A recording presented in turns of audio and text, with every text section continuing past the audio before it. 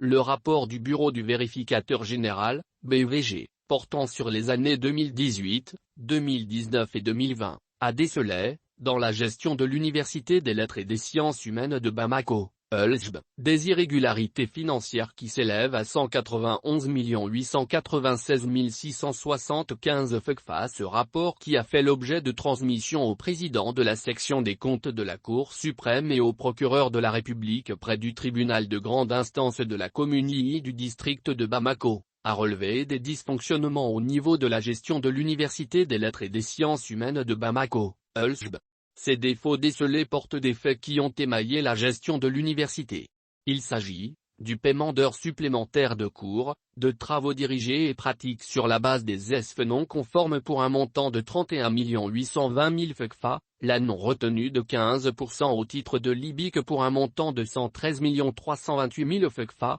la non-retenue de l'impôt sur le revenu foncier pour un montant de 35 834 767 FCFA, le paiement irrégulier des indemnités aux stagiaires pour un montant de 945 000 FCFA, la non-application des pénalités de retard sur des marchés pour un montant de 2 421 708 FCFA, le paiement d'un contrat partiellement exécuté pour un montant de 4 720 000 FCFA et la réception des matériels non conformes pour un montant de 2 827 200 FCFA. Suite à ces irrégularités administratives relevant des dysfonctionnements du contrôle interne, le BVG a formulé un certain nombre de recommandations. Au recteur de l'ULSB, le BVG a recommandé de faire valider le manuel de procédure administrative, financière et comptable, de veiller à la nomination d'un régisseur d'avance et à l'effectivité des heures supplémentaires effectuées par les enseignants permanents et non permanents avant de procéder à leur paiement.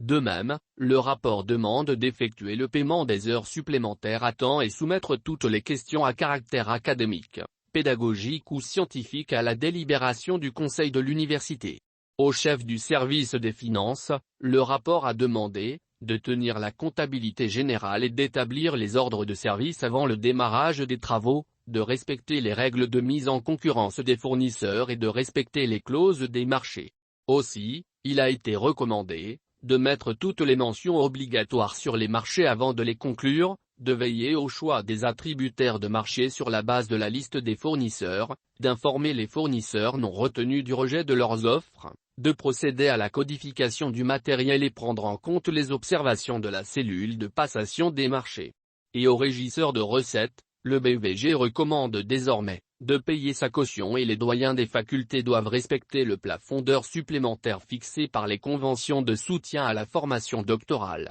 De même, les commissions d'ouverture des plis et d'évaluation des offres doivent veiller à la sélection des fournisseurs respectant tous les critères de qualification.